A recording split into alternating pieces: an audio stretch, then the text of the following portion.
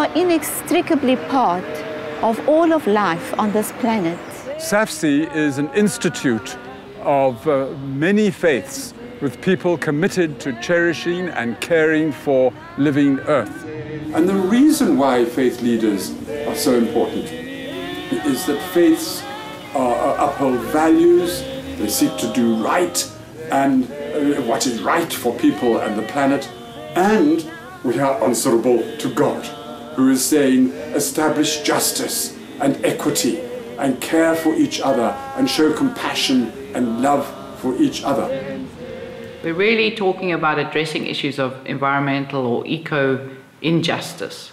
When you look at human activity, you often find, particularly industrial, economic activity, that the benefits of such activity are experienced by the wealthy, whereas it's the poor and vulnerable that experience the pollution and negative impacts.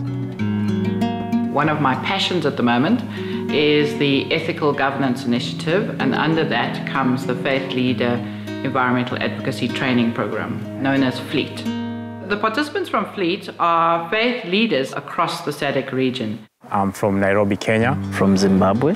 Malawi. I'm from the Greek Orthodox Church. From the United Methodist Church. I'm representing Fatima Zahra Women's Organization. So drawing these faith leaders together into the training program means that we actually focus on building their capacity to understand these issues. We share experiences throughout the region, and we see how faith leaders can add their voice of faith into these issues of environmental injustice. The creation was meant for its own purpose, to one, please the Creator, because after He created it, He went and said, this is good. So it means He was pleased with it before even man came. And man was made a steward. There is a mixture of practical activities so that people can understand alternative forms of energy or different technologies that can be used. In Cape Town, we have nowhere near as much heat as you do, for example, in Zimbabwe. So you can cook all your meals on this. My doubting Thomas. Yes. Burn yourself, my brother. Wow. So hot. I always heard about solar cookers. I really enjoyed seeing them in person and be able to practice some of the cookings. Faith leaders are examples. They are showing by demonstration how we live more sustainably. So for faith leaders to be able to stand up to government, what they would need to be able to do is speak that truth to power.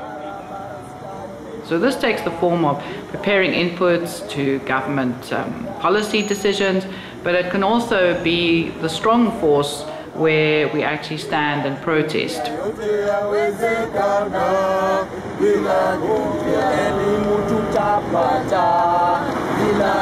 It's faith leaders being seen to be a conscience to government and often to be putting forward good, strong solutions to environmental problems. As an advocate for environmental justice, a faith leader will need to deal with the media.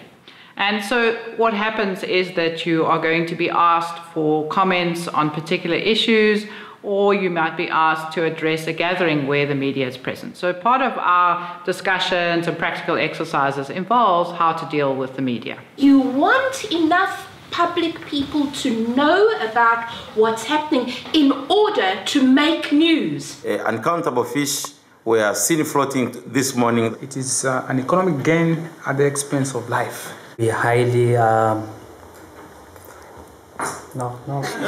highly condemn what is currently going on, and as people of faith, we must hold our government responsible, and the government must do something about this. It's the time to do the right thing. So we're really looking forward to the engagement by people of faith across the African continent. Now is the time, and we need your help, and we need your prayers, and we need you right there on the front lines. And something really good can come of this. You think you're alone, but then you know that other people are in the same problems, you are experiencing the same problems. I've specifically enjoyed the exchange of experiences. You have also a story to tell. It's eye-opening. I've learned to connect and work with people who are coming from a Muslim background and other religions. We all coming from the same perspective, looking at things the godly way. And you wait in eagerness to see the recreation of your earth. The faith leader training is there to provide some space for people who want to speak out. It's a network of faith leaders. It's a team that we can draw together. And if we're united in our diversity of faith, we can actually be a strong voice for environmental justice on the planet. To SAFCEI and everyone who welcomed us here, it's been such a great pleasure. I got to engage parliamentarians and politicians, the public today for the very first time in advocacy, thanks to SAFCEI. I'm delighted that the knowledge I gathered here will be very helpful when I go home. If we take action now, we can make a great change. Without nuclear, everything is possible. Without nuclear, everything is possible. Without nuclear, environment will be safe. Without nuclear, environment will be safe. Without nuclear, generations will prosper. Without nuclear.